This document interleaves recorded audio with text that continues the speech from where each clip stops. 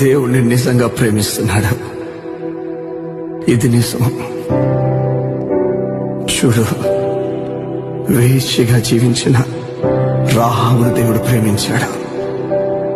విడిచిపెట్టి వెళ్ళిపోలేదు, కానీ ఆమె చరిత్రనే మార్చేశాడు. నాకు తెలీదు నువ్వు ఎలాంటి తప్పు చేసిన వాడు, ఎలాంటి బ్రతుకుతున్నావు. దేవుడు నిన్నే పిలుస్తున్నాడు.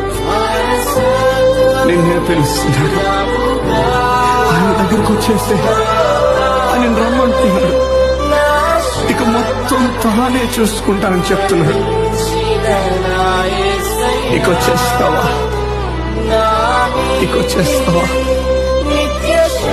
నీ చరిత్రనే మార్చేస్తాడు.